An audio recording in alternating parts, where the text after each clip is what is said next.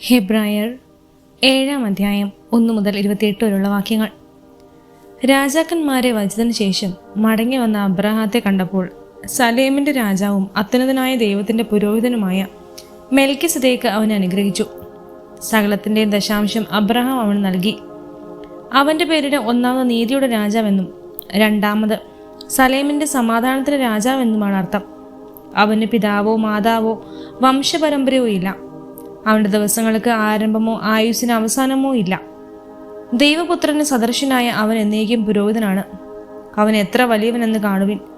പൂർവ്വപിതാവായ Abraham യുദ്ധത്തിൽ പിടിച്ചവയുടെ ദശാംശം അവന് കൊടുത്തുവല്ലോ. ലേവിയുടെ പുത്രന്മാരിൽ പൗരോഹിത്യം സ്വീകരിച്ചവർക്ക് തങ്ങളുടെ സഹോദരരും അബ്രഹാത്തിന്റെ മക്കളുമായിരുന്ന ജനങ്ങളിൽ നിന്ന് പോലും ദശാംശം വാങ്ങാൻ നിയമത്തിന്റെ അനുശാസനം ഉണ്ടായിരുന്നു. എന്നാൽ അവരുടെ വംശാവലിയിൽ പെട്ടിരുന്നിട്ടും മെൽക്കിസദേക്കിൻ അബ്രഹാത്തിൽ നിന്ന് ദശാംശം വാങ്ങുകയും വാഗ്ദാനം സ്വീകരിച്ചിരുന്ന അബ്രഹാത്തെ അനുഗ്രഹിക്കുകയും ചെയ്തു. ചെറിയവൻ വലിയവനാൽ അനുഗ്രഹിക്കപ്പെടുന്നത് തർക്കമല്ല. ലേവ്യ പുരോഹിതന്മാരുടെ കാര്യത്തിൽ മരണമുള്ള മനുഷ്യരാണ് ദശാംശം വാങ്ങുന്നത്. മെൽക്കിസദേക്കിന്റെ കാര്യത്തിലാകട്ടെ ജീവിച്ചിരിക്കുന്നുവെന്ന് സാക്ഷ്യമുള്ളവൻ വാങ്ങുന്നു. ദശാംശം വാങ്ങിയിരുന്ന ലേവി പോലും അബ്രാഹത്തിലൂടെ ദശാംശം കൊടുത്തു എന്ന് പറയാവുന്നതാണ്.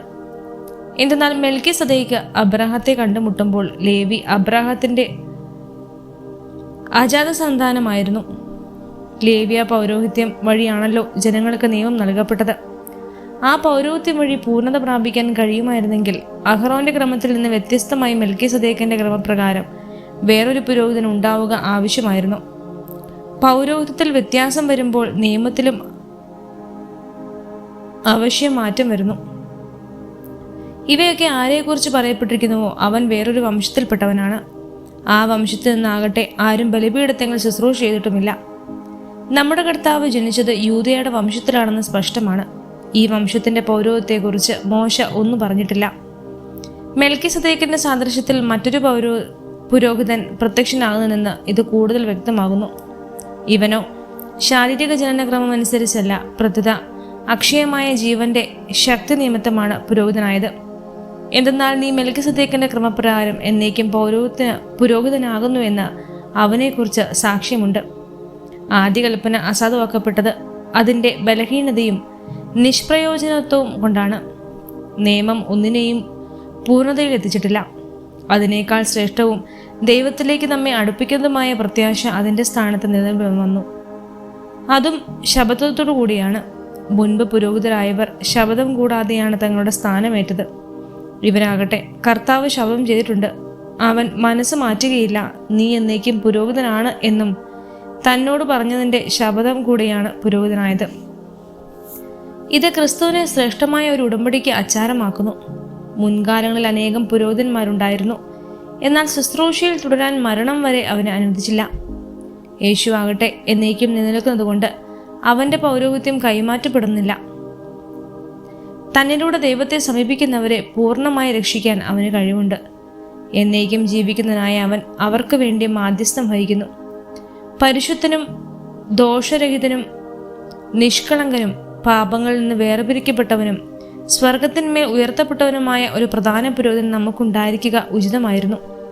അന്നത്തെ പ്രധാന പുരോഹിതന്മാരെ പോലെ ആദ്യമേ സ്വന്തം പാപങ്ങൾക്ക് വേണ്ടിയും അനന്തരം ജനത്തിന്റെ പാപങ്ങൾക്കു വേണ്ടിയും അനുദിനം അവൻ ബലി അർപ്പിക്കേണ്ടതില്ല.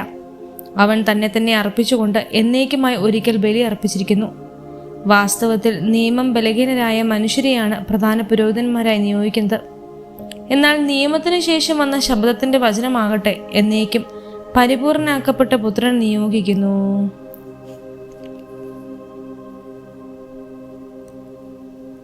ഹെബ്രായർ 8-ാം അധ്യായം 1 മുതൽ 13 വരെയുള്ള വാക്യങ്ങൾ. ഇതുവരെ പ്രതിപാദിച്ചതിന്റെ ചുരുക്കം ഇതാണ്. സ്വർഗത്തിൽ മഹിമയുടെ സിംഹാസനത്തിന്റെ വലത്ത് ഭാഗത്തിരിക്കുന്ന ഒരു പ്രധാന പുരോഹിതൻ നമുക്കുണ്ട്. അവൻ വിശുദ്ധ വസ്തുക്കളുടെയും മനുഷ്യനിർമ്മിതമല്ലാത്തതും കർത്താവിനാൽ സ്ഥാപിതവുമായ സത്യ കൂടാരത്തിന്റെയും ശുശ്രൂഷകനാണ്. പ്രധാന പുരോഹിതന്മാർ കാഴ്ചകളും ബലികളും സമർപ്പിക്കുന്നവനാണ് നിയോഗിക്കപ്പെട്ടത്. അതിനാൽ സമർപ്പിക്കാനായി എന്തെങ്കിലും ഉണ്ടായിരിക്കുക അവന് ആവശ്യമായിരുന്നു. അവൻ ഭൂമിയിലായിരുന്നെങ്കിൽ നിയമപ്രകാരം കാഴ്ചകൾ അർപ്പിക്കുന്ന പുരോഹിതന്മാർ അവിടെ ഉള്ളതുകൊണ്ട് പുരോഹിതനെ ആകുമായിരുന്നില്ല. സ്വർഗീയ വസ്തുക്കളുടെ സാദൃശ്യത്തെയും നിഴലിനെയുമാണ് അവർ ശുശ്രൂഷിക്കുന്നത്. മോശ കൂടാരം തീർക്കാൻ ഒരുങ്ങിയപ്പോൾ ദൈവം ഇപ്രകാരം അവനെ ഉപദേശിച്ചു: പർവ്വതത്തിൽ വെച്ച് നിനക്ക് കാണിച്ചു തന്ന മാതൃക അനുസരിച്ച് എല്ലാം ചെയ്യാൻ ശ്രദ്ധിച്ചുകൊള്ളുക. ഇപ്പോഴാകട്ടെ ക്രിസ്തു കൂടുതൽ ശ്രേഷ്ഠമായ വാഗ്ദാനങ്ങളിൽ അധിഷ്ഠിതമായ ഒരു ഉടമ്പടിയുടെ മധ്യസ്ഥനായിരിക്കുന്നത് പോലെ പഴയതിനേക്കാൾ കൂടുതൽ ശ്രേഷ്ഠമായ ഒരു ശുശ്രൂഷക സ്ഥാനം അവന് ലഭിച്ചിരിക്കുന്നു. ആദ്യത്തെ ഉടമ്പടി കുറ്റമറ്റതായിരുന്നെങ്കിൽ രണ്ടാമതൊന്നിന് അവസരമുണ്ടാകുമായിരുന്നില്ല. അവിടുന്ന് അവരെ കുറ്റപ്പെടുത്തിക്കൊണ്ട് അരുളി ചെയ്യുന്നു. കർത്താവ് അരുളി ചെയ്യുന്നു, ഇസ്രായേൽ കുടുംബവും യൂദാ കുടുംബവുമായി ഞാനൊരു പുതിയ ഉടമ്പടി സ്ഥാപിക്കുന്ന ദിവസങ്ങൾ വരുന്നു. ആ ഉടമ്പടി അവരുടെ പിതാക്കന്മാരെ ഈജിപ്തിൽ നിന്ന് പുറത്തു കൊണ്ടുവരാൻ അവരെ കൈപിടിച്ച് നടത്തിയ ആ ദിവസം അവരുമായി ചെയ്ത ഉടമ്പടി പോലെ ആയിരിക്കുകയില്ല. എന്നാൽ കർത്താവ് അരുളി ചെയ്യുന്നു, അവർ എൻ്റെ ഉടമ്പടിയിൽ ഉറച്ചു നിന്നില്ല, അതുകൊണ്ട് ഞാനും അവരെ ശ്രദ്ധിച്ചില്ല. കർത്താവ് അരുളി ചെയ്യുന്നു, ആ ദിവസങ്ങൾക്ക് ശേഷം ഇസ്രായേൽ ഭവനവുമായി ഞാൻ ചെയ്യുന്ന ഉടമ്പടി ഇതാണ്. എൻ്റെ നിയമങ്ങൾ അവരുടെ മനസ്സിൽ ഞാൻ സ്ഥാപിക്കും, അവരുടെ ഹൃദയത്തിൽ ഞാൻ അവ ആലേഖനം ചെയ്യും. ഞാൻ അവർക്ക് ദൈവമായിരിക്കും, അവർ എനിക്ക് ജനവും. ആരും തൻ്റെ സഹപൗരനെയോ സഹോദരനെയോ കർത്താവിനെ അറിയുക എന്ന് പറഞ്ഞ് പഠിപ്പിക്കേണ്ടതില്ല. എന്തെന്നാൽ അവരിലെ ഏറ്റവും ചെറിയവൻ മുതൽ ഏറ്റവും വലിയവൻ വരെ എല്ലാവരും എന്നെ അറിയും. അവരുടെ അനീതികളുടെ നേർക്ക് ഞാൻ കരുണയുള്ളവനായിരിക്കും. അവരുടെ പാപങ്ങൾ ഞാൻ ഒരിക്കലും ഓർക്കുകയുമില്ല. പുതിയൊരു ഉടമ്പടിയെപ്പറ്റി പറയുന്നത് കൊണ്ട് ആദ്യത്തേതിനെ അവൻ കാലഹരണപ്പെടുത്തിയിരിക്കുന്നു. കാലഹരണപ്പെട്ടതും പഴക്കം ചെന്നതുമാകട്ടെ അപ്രത്യക്ഷമായി കൊണ്ടിരിക്കുന്നു.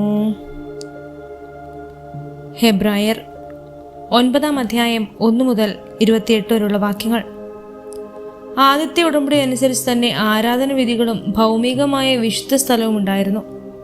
ദീപപീഠവും മേശയും കാഴ്ചയപ്പവും സജ്ജീകരിക്കപ്പെട്ടിരുന്ന പുറത്തെ കൂടാരം വിശുദ്ധ സ്ഥലമെന്ന് വിളിക്കപ്പെടുന്നു. രണ്ടാം വിരിക്കകത്തുള്ള കൂടാരം അതിവിശുദ്ധ സ്ഥലം എന്ന് വിളിക്കപ്പെടുന്നു. അതിൽ സ്വർണം കൊണ്ടുള്ള ധൂപപീഠവും എല്ലാ വശവും പൊന്നുപൊതിഞ്ഞ വാഗ്ദാന പേടകവും ഉണ്ടായിരുന്നു. മന്ന വച്ചിരുന്ന സ്വർണവും കലശവും അഹ്റോന്റെ തളർത്ത വടിയും ഉടമ്പടിയുടെ ഫലകങ്ങളും അതിൽ സൂക്ഷിച്ചിരുന്നു. പേടകത്തിന് മീതെ കൃപാസനത്തിന്മേൽ നിഴൽ വീഴ്ത്തിയിരുന്ന മഹത്വത്തിന്റെ കേരുമ്പുകൾ ഉണ്ടായിരുന്നു. ഇവയെപ്പറ്റി ഇപ്പോൾ വിവരിച്ചു പറയാനാവില്ല. ഇവയെല്ലാം സജ്ജീകരിച്ചതിന് ശേഷം പുരോഹിതന്മാർ എല്ലാ സമയത്തും ആദ്യത്തെ കൂടാരത്തിൽ പ്രവേശിച്ച് ശുശ്രൂഷ നിർവഹിച്ചിരുന്നു. രണ്ടാമത്തെ കൂടാരത്തിലാകട്ടെ പ്രധാന പുരോഹിതൻ മാത്രം തനിക്ക് വേണ്ടിയും ജനത്തിന്റെ തെറ്റുകൾക്ക് വേണ്ടിയും അർപ്പിക്കാനുള്ള രക്തവുമായി ആണ്ടിലൊരിക്കൽ പ്രവേശിക്കുന്നു. ഈ കാലഘട്ടത്തിന്റെ പ്രതീകമായ ആദ്യത്തെ കൂടാരം നിലനിൽക്കുന്നിടത്തോളം കാലം ശ്രീകോവിലുള്ള പാത തുറക്കപ്പെട്ടിരുന്നില്ലെങ്കിൽ പരിശുദ്ധാത്മാവ് ഇതിനാൽ വ്യക്തമാക്കുന്നു. അർപ്പിക്കുന്നവന്റെ അന്തകരണത്തെ വിശുദ്ധീകരിക്കാൻ കഴിവില്ലാത്ത കാഴ്ചകളും ബലികളുമാണ് ഇപ്രകാരം അർപ്പിക്കപ്പെടുന്നത്. നവീകരണകാലം വരെ നിലവിലിടുന്ന ഭക്ഷണപാനീയങ്ങൾ, പലവിധ ക്ഷാളനങ്ങൾ എന്നിങ്ങനെ ശാരീരിക നിയമങ്ങൾക്ക് മാത്രമേ അവയ്ക്ക് ബന്ധമുള്ളൂ. എന്നാൽ വരാനിരിക്കുന്ന നന്മകളുടെ പ്രധാന പുരോഹിതനായ ക്രിസ്തു പ്രത്യക്ഷപ്പെട്ടു.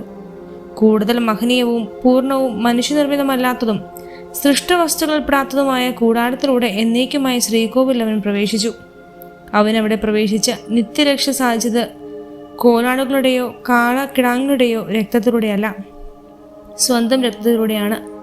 കോലാടുകളുടെയും കാളക്കിടാങ്ങളുടെയും രക്തം തളിക്കുന്നതും പശുക്കിടാവിൻ്റെ ഭസ്മം വിതറുന്നതും അശുദ്ധരെ ശാരീരികമായി ശുദ്ധീകരിക്കുന്നു.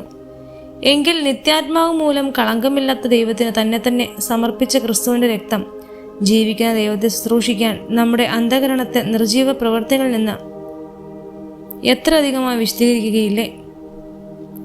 വിളിക്കപ്പെട്ടവർ വാഗ്ദത്തമായ നിത്യ അവകാശം പ്രാപിക്കുന്നതിന് അവനൊരു പുതിയ ഉടമ്പടി മധ്യസ്ഥനായി. കാരണം ആദ്യത്തെ ഉടമ്പടിയുടെ വിധേയനായിരിക്കെ നിയമം ലംഘിച്ചവർക്ക് അവൻ സ്വന്തം മരണത്താൽ രക്ഷയായി തീർന്നു. മരണപത്രത്തിൻ്റെ കാര്യത്തിൽ അത് എഴുതിയവൻ്റെ മരണം സ്ഥിരീകരിക്കപ്പെടണം. മരണപത്രം സാധൂകരിക്കപ്പെടുന്നത് മരണശേഷം മാത്രമാണ്. അതുണ്ടാക്കിയവൻ ജീവിച്ചിരിക്കെ അതിന് ഒരു സാധുതയുമില്ലല്ലോ. അതിനാൽ രക്തം കൂടാതെയല്ല ആദ്യത്തെ ഉടമ്പടിയും ഉറപ്പിക്കപ്പെട്ടത്. മോശ നിയമത്തിലെ ഓരോ കൽപ്പനയും ജനങ്ങളോട് പ്രഖ്യാപിച്ചപ്പോൾ അവൻ പശുക്കിടാങ്ങളുടെയും ആടുകളുടെയും രക്തം ജലത്തിൽ കലർത്തി ചെമന്ന ആട്ടിൻ രോമവും ഹീസോപ്പ് ചെടിയും ഉപയോഗിച്ച് പുസ്തകത്തിന്മേലും ജനങ്ങളുടെ മേലും തളിച്ചുകൊണ്ട് പറഞ്ഞു, ഇത് ദൈവം നിങ്ങളോട് കൽപ്പിച്ചിരിക്കുന്ന ഉടമ്പടിയുടെ രക്തമാണ്. അപ്രകാരം തന്നെ കൂടാരത്തിന്മേലും ശുശ്രൂഷയ്ക്കുള്ള സകല പാത്രങ്ങളിന്മേലും ആ രക്തം അവൻ തളിച്ചു. നിയമപ്രകാരം മിക്ക വസ്തുക്കളും രക്തത്തിലാണ് ശുദ്ധീകരിക്കപ്പെടുന്നത്. രക്തം ചിന്താതെ പാപമോചനമില്ല. സ്വർഗീയ കാര്യങ്ങളുടെ സാദൃശ്യമായിരിക്കുന്നവ ഇപ്രകാരം ശുദ്ധീകരിക്കപ്പെടുക ആവശ്യമായിരുന്നു. സ്വർഗീയ കാര്യങ്ങളാകട്ടെ കൂടുതൽ ശ്രേഷ്ഠമായ ബലികളാലും മനുഷ്യനിർമ്മിതമായ സാക്ഷാൽ ഉള്ളവയുടെ പ്രതിരൂപമായ വിശുദ്ധ സ്ഥലത്തേക്കല്ലേ. നമുക്ക് വേണ്ടി ദൈവസന്നിധിയിൽ നിൽക്കാൻ സ്വർഗത്തിലേക്ക് തന്നെയാണ് യേശു പ്രവേശിച്ചത്. അത് പ്രധാന പുരോഹിതൻ തൻ്റേതല്ലാത്ത രക്തത്തോടുകൂടെ വിശുദ്ധ സ്ഥലത്തേക്ക് ആണ്ടുതോറും പ്രവേശിക്കുന്നത് പോലെ പല പ്രാവശ്യം തന്നെ സമർപ്പിക്കാനായിരുന്നില്ല. ആയിരുന്നെങ്കിൽ ലോകാരംഭം മുതൽ പല പ്രാവശ്യം അവൻ പീഡ സഹിക്കേണ്ടി വരുമായിരുന്നു. കാലത്തിന്റെ പൂർണ്ണതയിൽ തന്നെ ബലി അർപ്പിച്ചുകൊണ്ട് പാപത്തെ നശിപ്പിക്കാൻ ഇപ്പോൾ ഇതാ അവൻ ഒരിക്കൽ മാത്രം പ്രത്യക്ഷപ്പെട്ടിരിക്കുന്നു. മനുഷ്യൻ ഒരു പ്രാവശ്യം മരിക്കണം, അതിനുശേഷം വിധിയെന്ന് നിശ്ചയിക്കപ്പെട്ടിരിക്കുന്നു. അതുപോലെ തന്നെ ക്രിസ്തുവും വളരെ പേരുടെ പാപങ്ങൾ ഉന്മൂലനം ചെയ്യുന്നതിന് വേണ്ടി ഒരു പ്രാവശ്യം അർപ്പിക്കപ്പെട്ടു. അവൻ വീണ്ടും വരും, പാപപരിഹാർത്ഥമല്ല, തന്നെ ആകാംക്ഷപൂർവ്വം കാത്തിരിക്കുന്നവരുടെ രക്ഷയ്ക്ക് വേണ്ടി.